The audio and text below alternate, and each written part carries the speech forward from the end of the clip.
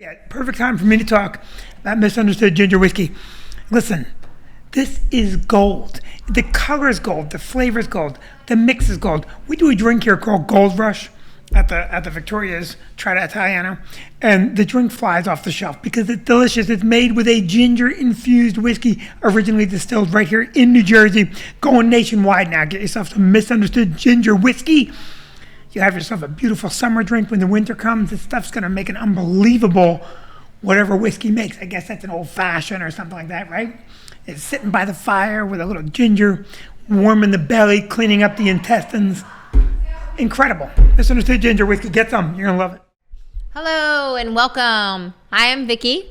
I'm Vinnie, and this is Vicki and Vinnie live recording. Ish. Live-ish. Live-ish. And, there's something I want to talk about. We did not have a live last week. Oh, boy. No, we had a live, and it might have been one of my favorite recordings, period. Right. I'm going to keep eating this legitimately, salad, that's either way, because you don't want to be part of this. No. You don't want anyone talking to you about that was my favorite episode, bar none, by a lot. Right. And we're using a $10,000 piece of equipment to record it, and we have expensive microphones and cameras and lighting and beautiful Victoria's Trata Italiano. Yum. Thank you. Oh, wow. Thank you. Oh, that looks Getting beautiful. served salmon. Yum. Thank you. Thank you. So good. I'm going to good. try it. It's Yeah. beautiful. That's Thank Bosco, you. the head chef. Yeah. He's unbelievable. So we had a great podcast, and then I'm texting someone. I'm not going to name names. No, don't name names. And I said, hey, when's it going up? And he wrote back, we have some difficulties. Now, I'm going to tell you something. When you make a mistake, don't lump me into we have difficulties, right? If the punter drops the ball, you don't go to the team and go, we lost. No, you drop the ball. Right. All you have to do is kick that ball. 5 seconds left. You dropped it. That defense recovered it and scored a touchdown. You lost the game, punter. And Noah was our punter last week. And he, what's the expression? Screwed the pooch? Yes. And it was such a good podcast. You loved it, right? I was having a good time. And it would have been really clearly, that would have been a viral. That one would have went viral. Right. What should go viral is the tongue lashing that I would give Noah if I knew his mother wasn't watching. But I did yell at Noah, and I felt bad afterward. You always feel bad afterwards, so that's why it's one of those things where I wish you wouldn't do it. Vic, here's the problem. And I'm speaking freely right now. You're not mad, right? No. Who screwed the pooch, Noah? I did. I like that. Already know it. That's the ointment that you need to put on me. What did Peter say? I wasn't checking. That's what Peter said. Now, Noah, here's why I'm so mad, right? So, it's a creative process that gets lost. Last week's episode was our Let It Be, all right? Our Enter Sandman. It was our Sweet Caroline. It was our Norman Greenbaum's Spirit in the Sky one-hit wonder situation. And you screwed the audio because you just screwed the audio. Now, here's the thing. I'm sorry, this salmon is so good. It's so good. That salmon's great. Now, here's the thing. Delicious. Here's what I have company-wide. Right. When someone messes up, there's no penalty. And what penalty would you like?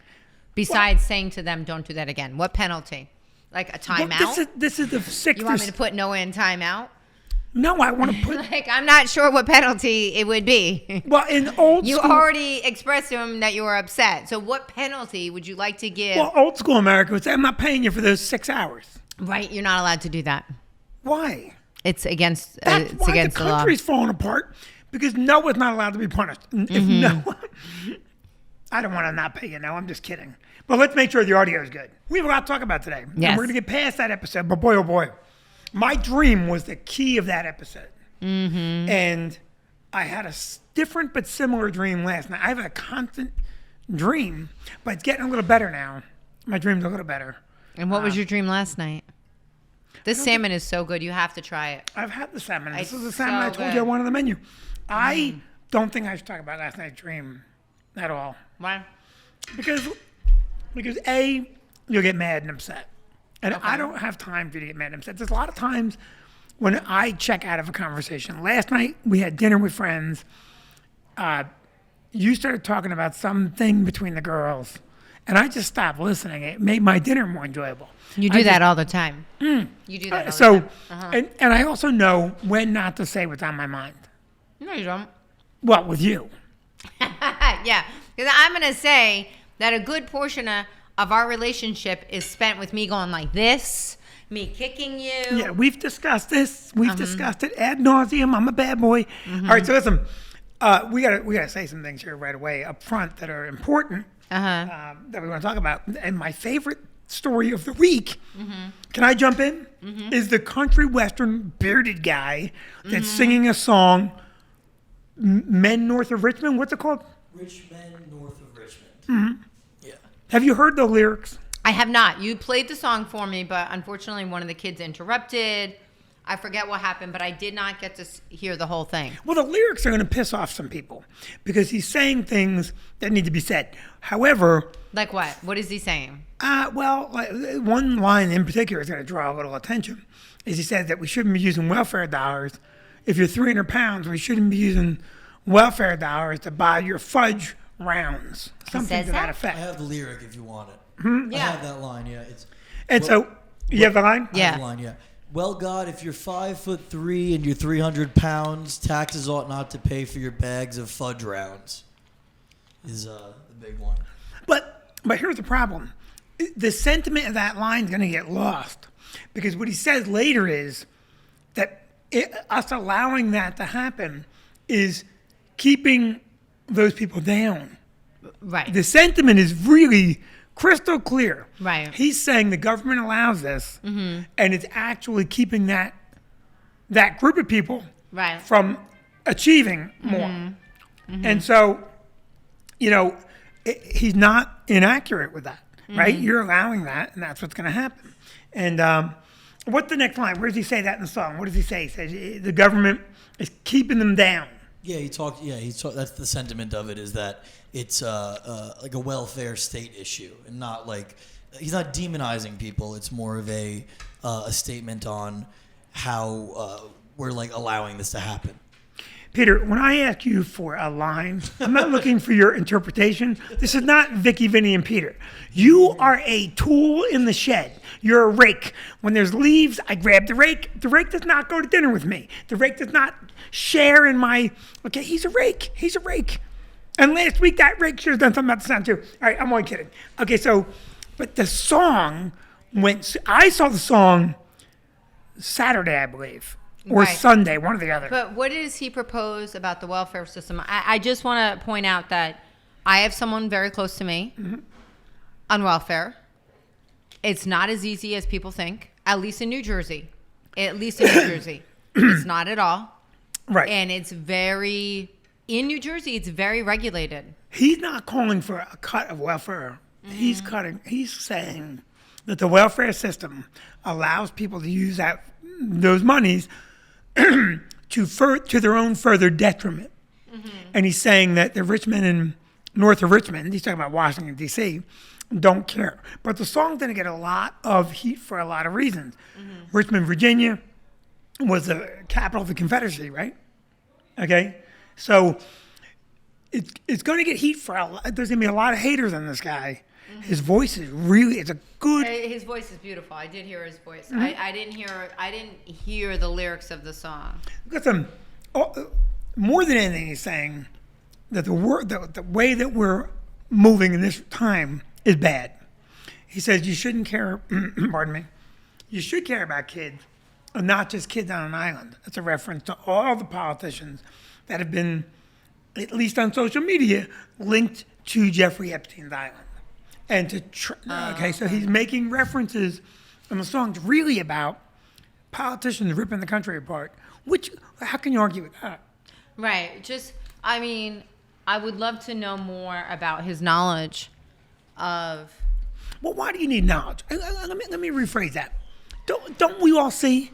Don't we all see what's happening?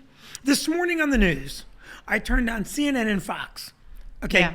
Now, all Fox is talking about is Hunter Biden, and all CNN is talking about is the new Trump indictment. Right. Now, these are two news organizations that are completely editorializing the news. And what did they not talk about? Maui. No, they didn't. Okay? No mention of Maui. No, Hoda and the other gal did. Hoda and what were we watching? Channel 7? Yeah, they covered Maui. Yeah. All right.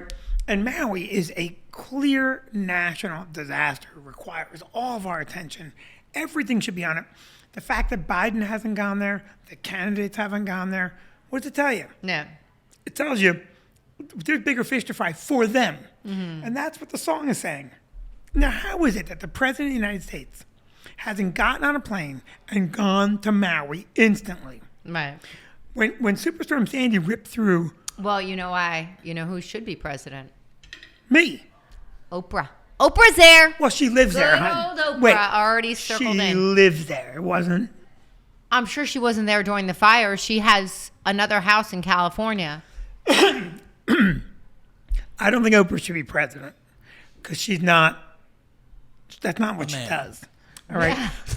All right. Peter said because she's not a man. Now, well, there's that too. But listen, Oprah shouldn't be president, but Oprah was there. Right. And that's a good point, right? Because Oprah doesn't have to be there. Oprah could have picked up the phone and said, my stuff is safe? Okay, great. Right. Call me when it's good again. But how is it now? We're 5 days after that fire. Is that how long ago? When was the fire, Peter? A week ago. Huh? Last week. Okay, but how many days? So it doesn't matter. Everything has to be dropped. And the Republicans are running for office, so they're not going to go. No. And Biden is trying to manage his very troublesome family situation, which may or may not lead to his impeachment. He's not going. And really, everybody, all the politicians should have said, okay, time out. Republican, Democrat, Yeah. time out. We need to go help these people. Yeah. Okay, because there's over 100. It's going to be over 100. I know. It's 25% of the area has been searched. 99 people are dead. Everybody should be on timeout helping that situation. That's All right? devastating. And Biden just announced $700 per family, I believe, aid going to people in Maui. $700. What are you going to do with that? Like, come Nothing. on. Yeah. Now, that maybe that's all he could do initially. There may be some things I'm not sure of. You know, social media, you can't trust anything anymore. Yeah. But the song, Back to the Country Western Singer, it blew up. And what he's talking about is everything you see. And you don't need a degree in political science to see what these people are doing to us. I just don't think you need it. You know, you could go back to any situation. God bless you. Bless you. Thank you. We'll get the sneeze in because it's a real podcast. So anyway, Yeah. what's the guy's name, that guy's singing? Oliver Anthony. Oliver Anthony. Anthony. And he's got that, you know. The other thing is going to happen. I predict the left will rip him apart. Right. Because the reference to Richmond will rip him apart. Because they're going to say, he's a antebellum, you know. Right. And none of that is true. And I would love to get the guy to come play here. But the truth of the matter is, he'll be too big instantly. Yeah. I would put him in the tent in a heartbeat. Got a great voice. Just him and a guitar. It sounds so good. Right. Did you hear the whole song, Noah? Did you like it? I did. I love old classic country, so this one was pretty What do you good. say? for What me. do you say? He loves old classic country, so this was Yeah. very similar to that. Peter, did you like the song? I thought the songwriting was. I think you know what I think about this song. I think it's perfect, like for that overnight success thing. It hit the viral algorithm perfectly. I think some of the songwriting is exactly what it needs to be to get a lot of people paying attention to it, like that one about the fudge bars. But then, like the Epstein line that you were alluding to, he says, "I wish politicians would look out for minors and not just minors on an island somewhere." Yeah. It's a good thought. I don't think he's a very talented songwriter, but his voice is fantastic. But you're probably not understanding what he's saying. No, I get the principle of it. What's the first minor in that reference? The minor is like coal miners, the right. people, the so working belt. What's the problem with that songwriting? I just don't think it's I mean, listen, I love Bruce Springsteen, but the line that he got married pregnant. I'm talking. He got married pregnant. I've always hated that line. But the song "The River" is a great song. Here's Peter, who's never written a song, crapping on my man Oliver. Okay, and Oliver's amazing. Well, I just love how you thought you were gonna like outsmart Peter and be like, Well, what does he mean by that? And then you answer the exact way that Vinny was thinking. It's no, not but difficult to Peter outsmart doesn't Peter. understand the plight of the miner. Peter has no knowledge of the plight of coal miners. Hands. Peter, Peter, research only. No commentary. No commentary. What's the plight of the minor? In one sentence. Don't try and take over the podcast. The plight of the minor, first of all, the lung capacity of the Okay, stop minor it. Nothing right to do with away. that. Nothing to do with that. You're talking about an area that grew up and through their efforts fueled the military. Okay, this is an area. The coal mine. We were in Pennsylvania over the weekend. You're looking across the street at the steel mills that really did win the wars that the country fought, and they're gone. They're gone. And where did it go? And why did it go there? That's what he's talking about. Okay, and so you have to look out for coal miners and the blue collar workers and the guys that built the country, and they were men that did most of that work, and Rosie the Riveter, who Peter probably doesn't know. It's all of that. I think Peter's pretty well educated, Vinny. Oh, you're I think if he was knows. educated, the sound would have been fixed last week. Let me say this about the sound. I'm still annoyed. Peter, do you know who Rosie the Riveter is? Rosie the Riveter, of course. Oh, good. Yeah, okay. Did you study history at all? Yeah. Okay, good. So I'm just playing, by the way. I think Peter knows that. Absolutely. So I just think that the line, I know what you're saying about the line, right? Yeah. But I can go through any song, and I'm a big Beatles fan. There's some lines in a Beatles song where I'm like, well, that's just the worst rhyme ever. You just forced a rhyme in there. And I don't know how you say, look out for miners and not just miners on an island. Too much more. I think the line's always going to be trouble, but I think it needs to be said. Right? I agree. I You agree. don't even know what the song is. It's fine. The only It's one in this fine. conversation I'm enjoying is Noah. He's keeping his yap shut. He's over there letting me pontificate properly. Yeah. So, but the other thing that we need to talk about is the whole Blindside thing That's a big happening. issue. That is a big issue about the movie The Blindside, which was based on Michael Oher. Is that how you say I thought it was based on Sandra Bullock. Okay, good. So, this couple, Sean and Leanne Tuohey. How do you say their name? Tuohey, isn't Tuohey? it? I believe it's Tuohey. Took him in. Their sequel, Ratatouille, was amazing. All right, go ahead. But they took him in, and Michael Oher just found out that he was never formally adopted, but it was a conservatorship that they did instead. And they're saying they did that to, so they could, I guess, speak on his behalf for college. I don't know. This is what I know about the whole story. Yeah. I think, no matter how this turns out, and I think I speak for everybody when I say this, Sandra Bullock is still America's sweetheart. Because that's what she was for all those years. And I don't think this should reflect poorly on Sandra Bullock, who was awesome in the movie. And I think that's the key Poor issue. Sandra Bullock is grieving right now. Why? What do you mean, why? Everyone's How do you gonna go, not keep up with this? what's going on with her? Her partner of 8 years just passed away from ALS at 59 years old. Oh, geez, way It's to bum this whole terrible. podcast. It's so It sad. really is. It's a very depressing podcast, I must say. Between, Do you want to start over?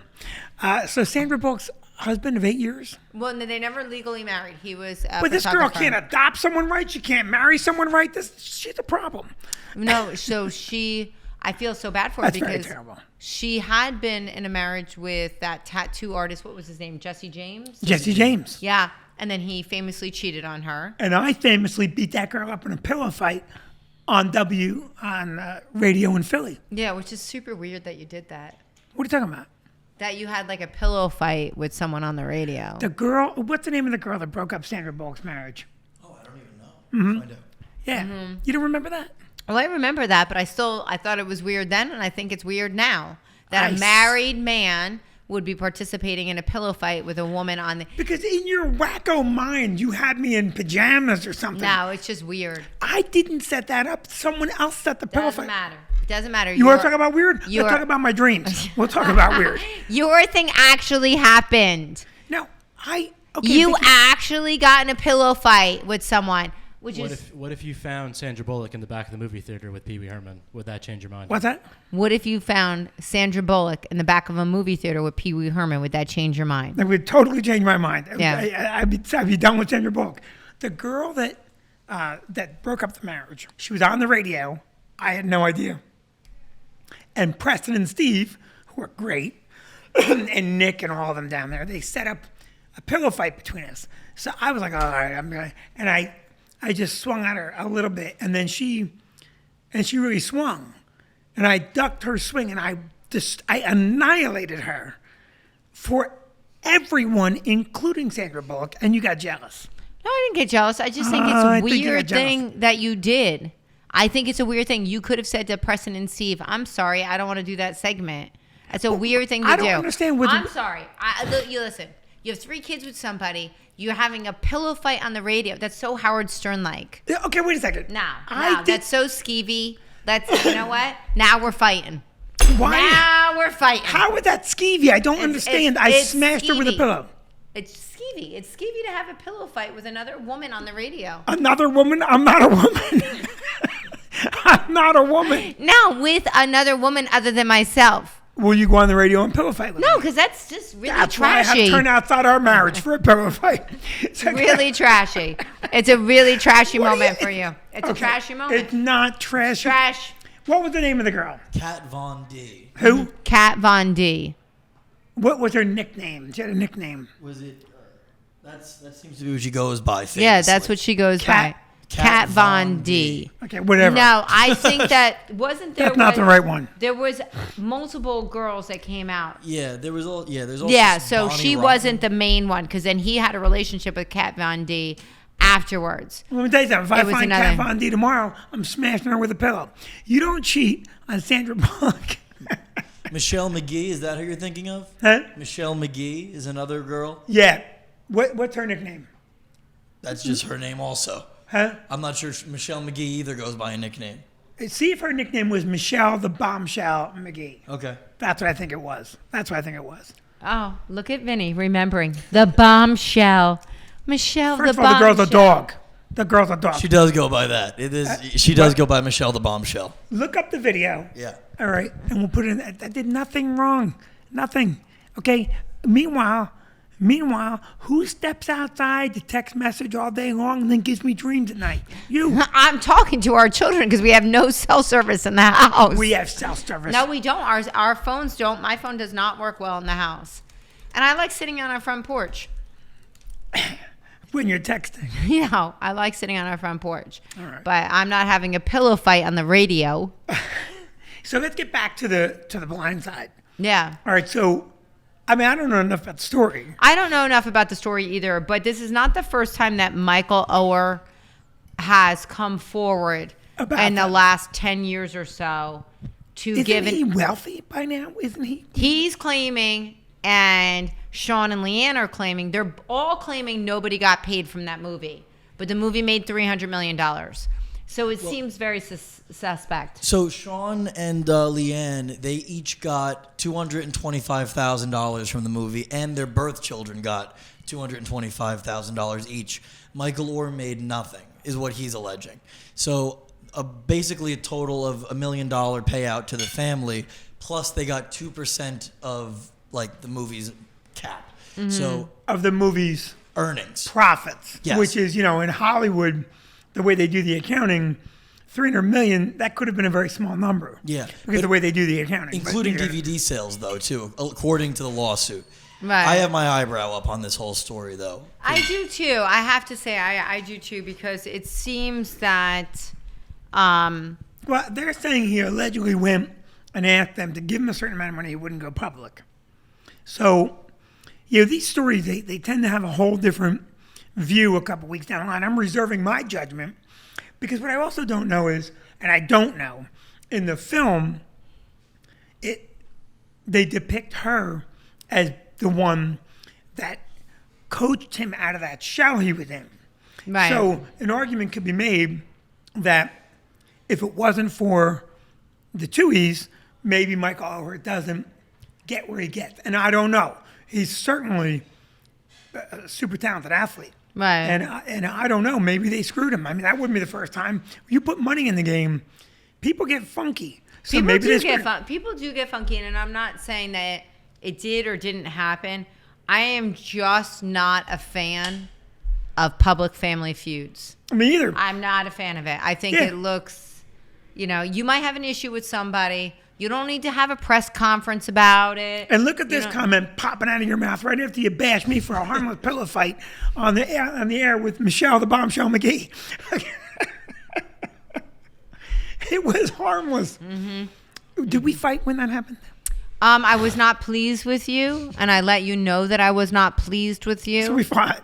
No, we did not fight because when a woman doesn't fight, it's actually sometimes worse than when you do.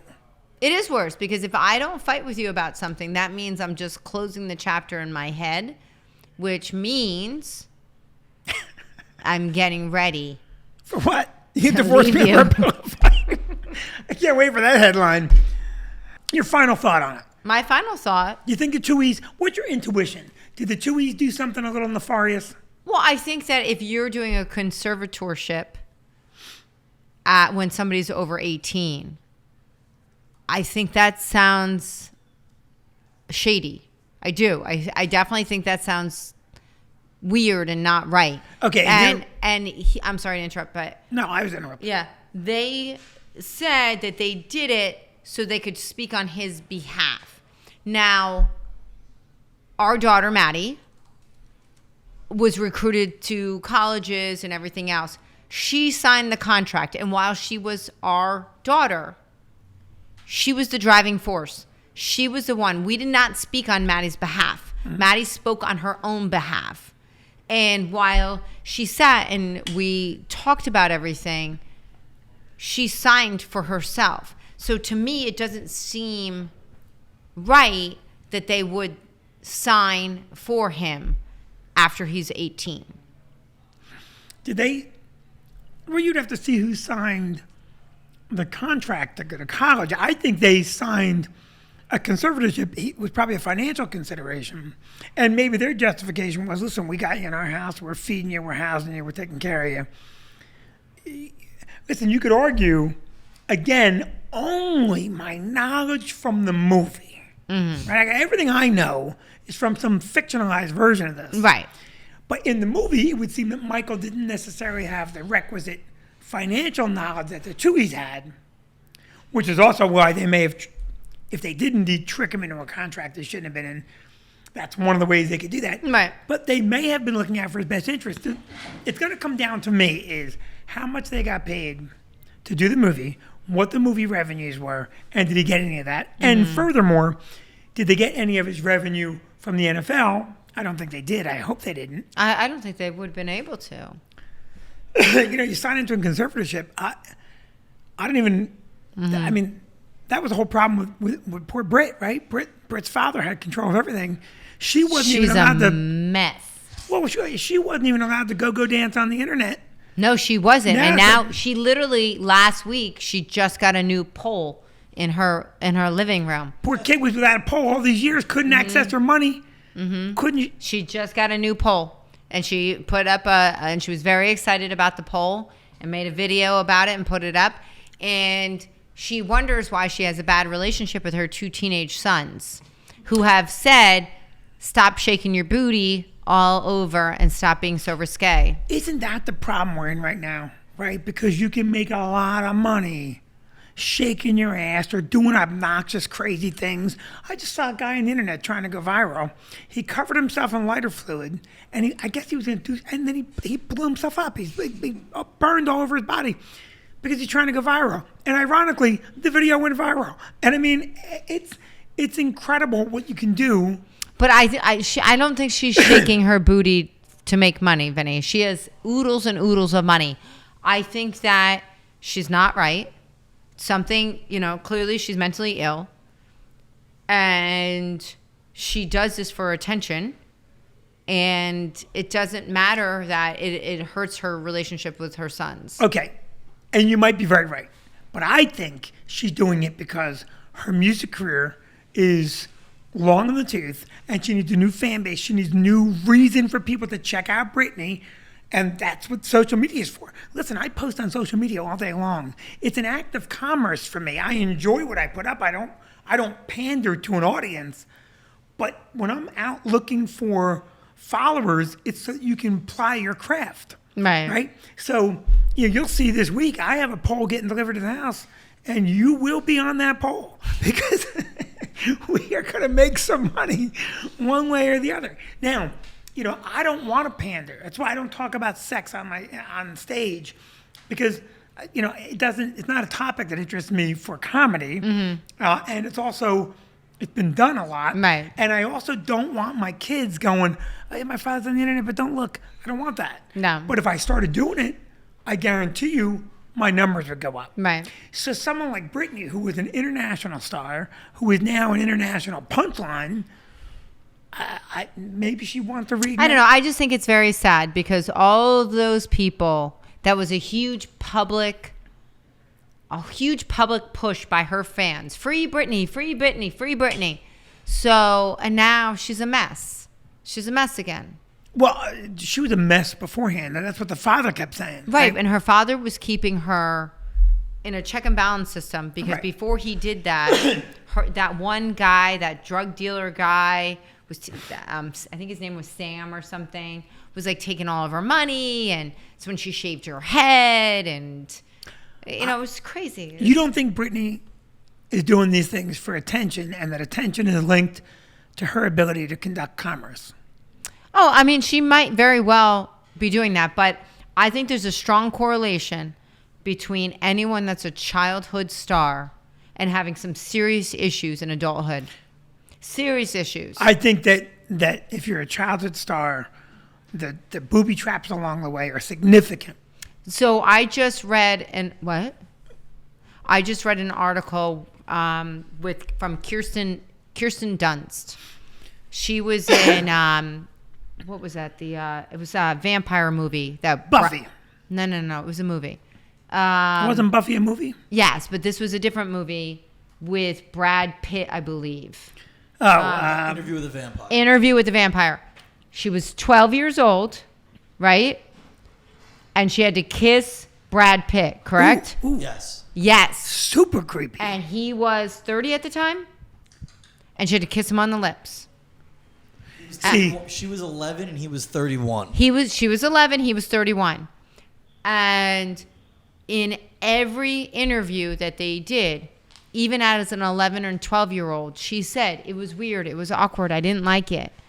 And because she's 11. And let me tell you something. Yeah. Hollywood could get locked up tomorrow. Lock all of Hollywood up. Okay, the names that went to Epstein's Island, I'll lock them up. All of them. If you went to that island, we got to look at you. And you know what? There really is a creepy trail of bodies related to that. And Hollywood has been doing this forever. We watched the beginning of one of my favorite movies of all time, and I forgot that scene, One Flew Over the Cuckoo's Nest. And that opening scene is so woof. Yeah. Right? And so, but this is the thing. If Kirsten Dunst has to kiss Brad Pitt, he's 31 years old, even Brad Pitt, who I generally like, should have said, hey, guys, got to figure a different way to do this scene. Yeah, Okay, different way I'm to not do the doing scene. And then in an interview, when she was a little older, they said, well, weren't you so happy to kiss Brad Pitt? And Oh, she that's kept so saying, creepy. no, I was 11. Yeah, it's no, creepy. I was 11. That's very creepy. It's so bizarre. Where did it end? It ends when you think about it, and you think how serious it is. It all culminates and comes around to a pillow fight on the radio. It does. So to me, that's one of the reasons I like doing the podcast with you. It's a wholesome podcast, right? We'll never have 3 million downloads in a day. Never. No. Because we're not doing what you need to do. You need to dive into conspiracy theories. You need to have some outlandish thing. This is why the internet, by the way, while it does a ton of good, right? I'm going to order shampoo today on the internet. I'm going to save a trip to the store. So many great things. But man, it's unchecked. Well, we did go through two things that were highly publicized. Yes. And I remember thinking how inaccurate they were. The one thing was when a comedian unfortunately passed away at in between shows, and he had done some things, and You could say the name, Greg Giraldo. yeah, Greg Giraldo died, and it was picked up by all of Everything. and a lot. There were so many inaccuracies in that story. And then the whole Pete Davidson thing that happened in Bridgeport with you, And I woke up to a million emails from US Weekly, from People Magazine. And TMZ. TMZ. Well, TMZ was the only one trying to get the real story. Well, TMZ pulled the story because I said to him, that's not accurate. Yeah, TMZ was the only one that cared about the accuracy because I was on the phone with US Weekly, and I said, I'm going to sue you because that's 100% wrong of what you're reporting. And she said, I have to try to get in touch with the people on the West Coast because they're the ones that wrote the story last night, and now they're sleeping. And I said, well, that story is 100% inaccurate. So it's so tough when you read something, right? So who knows what really happened with the Blindside, because you're reading people's interpretations and let me shade in the gray. Like, I don't know the whole story. I'm going to shade it in. And just like Britney, I got to write this to draw eyes. Yeah. News stories are crafted to draw eyes to sell Coca-Cola. And I say this all the time. There's two great sodas in this country, Coke and Pepsi. And the reason Coke is number one and Pepsi is number two is because Coke spends more money saying we're number one than Pepsi spends saying we're number one. And the point in all that is the internet has become this monster machine that has enabled us, going back to Maui and the politicians, enabled us to allow the two most watched national news agencies to spend their time talking about their opponent's political party rather than talking about this tragedy in Maui. And all of our minds are warped by it. Listen, when I listen to Brewer talk about, how you're packaged and sold down the line, he's right in so many cases, right? No, he is. Which is why when we were in Africa, he didn't want to touch any of it. He didn't want to touch any of it. He was just like, I'm not touching my phone. I'm here to look at lions eat wildebeest. And which I thought was great. Now, not the lions eating the wildebeest. It's terrible for the wildebeest. I want to go out to the wildebeest community and say, I've always supported the wildebeest community, and lions eat you. That's a shame. We got to stop that. But you see what I'm saying now? Yeah. In other words, even this, like you're saying, the Oher story. Right. Someone went in and wrote this story. Well, this is going to come to a lawsuit. We'll have to see what develops. And an editor somewhere went, who's going to read this piece of crap? Right. Take a stance, make it offensive, get out there and agitate. The news organizations agitate. And they agitate for eyeballs. And Britney, I think, is agitating for eyeballs because that's the nature of this beast. And I hope you tell your friends to watch the podcast. What's your fear for a second? Maybe we'll have an opinion here that'll matter. Meaning you and I. No. The fuck is that supposed to mean? What I mean is we never go out on the limb. We're always we're very even, right? We're very even. Do you think? And just listen, don't worry for this one moment about how it's going to play out internationally or impact on our business. Do you think that Noah should not be paid for last week's podcast? Because I think. I will tell you, I was very unhappy with you with the language you used to talk to Noah, and I said so. Whoa. Mrs. Chait is going to watch this interview. Well, you use curse words, and I don't like that. Oh, my God. Noah, has your mother ever cursed at you? That's a no. Wait, if he's got to think about it that no. much. Here's what Noah's doing. No, let me tell you what Noah's doing right now. Noah is doing the calculus. If I tell the truth, I may get thrown out of the house. I don't pay rent right now. He doesn't live at home. He'll get thrown out anyway. Him and Lauren have their own place. Oh, that's disgusting. Listen, living in sin. Let me ask you something. I'm gonna say maybe like once or twice. How many times have I cursed at you? Once? Yeah, just because I got there faster than Mrs. Chase. I apologized to him. Did I not, Noah? No, you did. We had a heated exchange, and I knew that what I did was wrong. Oh, can I tell you something too? You want to know something else? I'll tell you what happened. You don't know about it. I said to Noah, this can't effing happen. And he got very feisty. He goes, I'm effing annoyed too. And I said, you don't get to talk to me like that, right? And I did say I do get to talk to you like that because I was equally as mad because it's, my work. equally as mad, but I'm not working for free. I'm almost that mad, but not quite. And I don't want the money. I'm playing. So do you think, the real question, do you think on balance, the internet has created more turmoil or done more good on balance? And how close do you think the balance is? I think has created a ton of turmoil. But has it created more good than turmoil? I do, because I think it raises awareness for, when there's a missing child and, with the Maui fires. I think it raises more awareness. But I think that everything you read, you have to read with a grain of salt. You have to read it with a grain of salt, and you have to be careful. Already now they're saying, do not fall victim to Maui fire fundraising scams on the internet. Yeah. Like that. Because that's the thing, right? Someone sees a fire and goes, I'm going to get somebody. So we have September 29th at the State Theater with an incredible lineup. Jackie Fabulous, Joe Matarese, Matt Lopes, and Rishu Mathur. Great show. Nice. That is a good show. What a great lineup. Yeah, that is. An is. amazing lineup. And you know what I like about these shows? These are ethnically and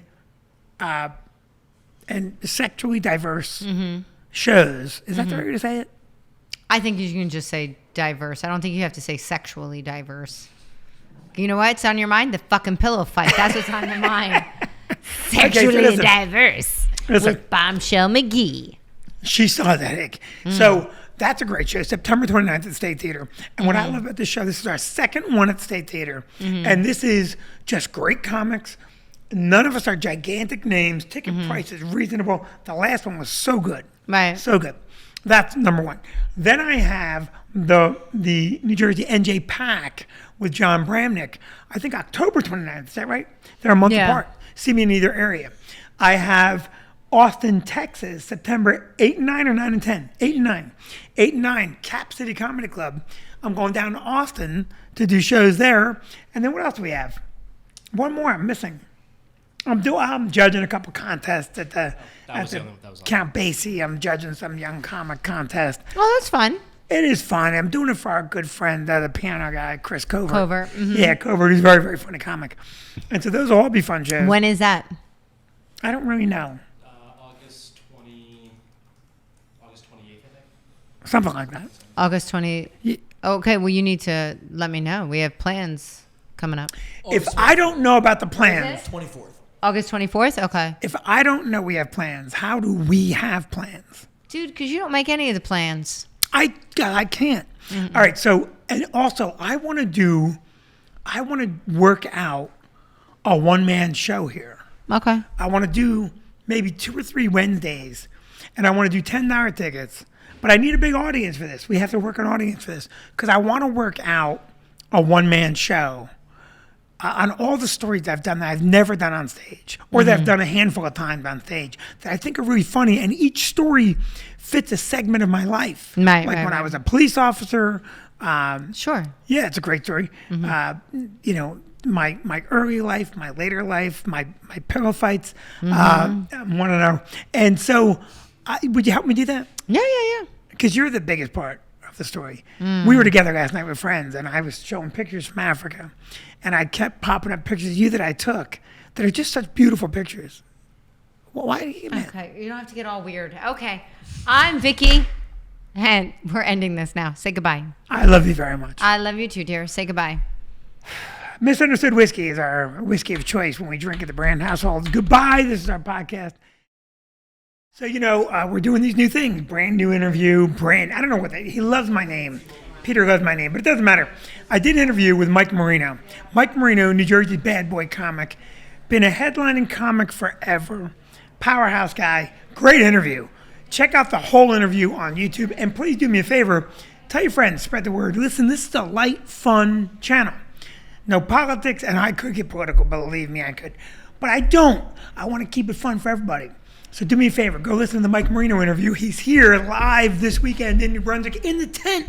Greatest atmosphere for comedy. Monster. You have to nickname the bad boy of comedy. New Jersey bad boy, right? Is that the nickname? New Jersey's bad boy. Yes, sir. Who gave you the nickname? Did you do it yourself, or did somebody just say this? Because I know you're a monster on stage. I have to think someone probably gave you the nickname. Yeah, it was actually Andrew Dice Clay. Nice. Tell the story. We were here in California at the Comedy Store, and Dice was getting ready to go back on another tour. This was in the 90s, and they called him Brooklyn's bad boy. And then I guess he was kidding around with the idea that he could have a Boston bad boy, a Florida bad boy, New Jersey's bad boy. And that's kind of how it stuck. I like that because those other ones are cities. You just grab the whole state. No, I'm still too washed out. Mike looks tan. He looks beautiful. Aren't you watching the video? Oh my God, I look like a cadaver. Anyway, these guys are traditions, right? Could you imagine? That's a little better. It's a little better. It's a little better. Want to see my still video? Too much shine. Thank you, Mike. You look great. So in any event, that's a great story. And Dice is a blast to work with. When he nicknames you, that's great. And of course, you were all of that. How long have you been doing stand-up now? 30 years. 30 years. And still, right? Am I wrong? It's still the most fun to go up on stage in front of a room full of strangers. It's such a moment, right? I tell everybody all the time, I can't wait to go to work. I want to go. Right. I want to go. I want to perform with fellow entertainers that I think that are great. I want to share the stage with people who make me happy. And making people laugh is an addiction. It's a drug. And if you're good and you make the people laugh really, really hard, you're never going to want to stop. No, you don't want to stop. And, listen, I know that being on the road for guys that are married and have kids, you're not married, right? No, I'm not married. I have no children. I'm lucky enough to be able to just come and go as I please. And I have been for all this time, and I make a great living and I enjoy it. I can't wait to come back to New Jersey. I can't wait to be on the stage this weekend at the Stress Factory. Now, you live in LA full time? Technically, I live in Los Angeles, but I still maintain a house that I grew up in Scotch Plains, New Jersey. So when I come into town, I stay at my house. That's great. I'm going to come into town. I'll do the Stress Factory Friday, Saturday. But the following week, I'm going to jump on a cruise ship out of Florida. So I just stay on the East Coast. Right. And so, Mike, is this your biggest fan base here in Jersey? Or where's your biggest fan base? I would say yes, but I do have a pretty big fan base in Canada. I have a very big fan base here in Los Angeles, California, and really big in Florida. Right. And you're Italian. Is the act mostly Italian, or is it? And by the way, it just seems like it is. Well, that's the thing too. People say, well, it's Italian comedy. The best thing about quote unquote Italian comedy is everybody laughs at it. Everybody gets it. It's not specific. You don't need to be Italian to laugh at Mike Marino. But Mike Marino maybe talked a little bit about being Italian. Both parents, you're full-fledged, you fall off the boat. Yeah.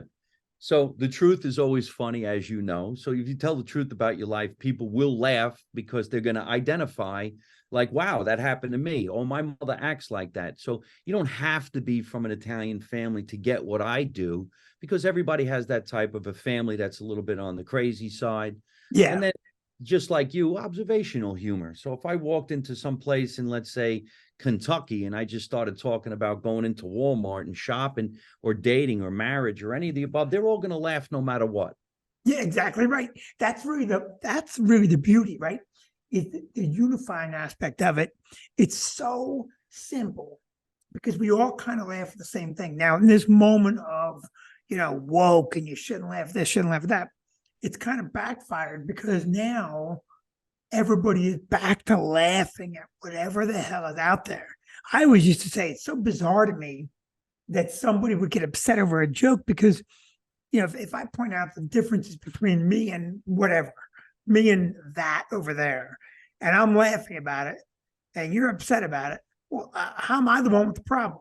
Now, if it's divisive or mean, I understand. But typically, most comics are having fun with things, and they don't have a problem with it, which is why they're joking about it. And so I think that's kind of all come full circle now, and it's accepted now to just be fun again. Do you agree, or what do you think? I agree. because people are starting to slap woke people in the face and say, shut up. Just shut up. Leave us alone. And you know who's going to save the planet? The comedians. Yeah. We have to say what we have to say. And the only way you can make it funny is to tell the truth. So what is the truth? What's going on in your life? So if you're mad about my life, sorry, sucker. You should have went to somebody else's show.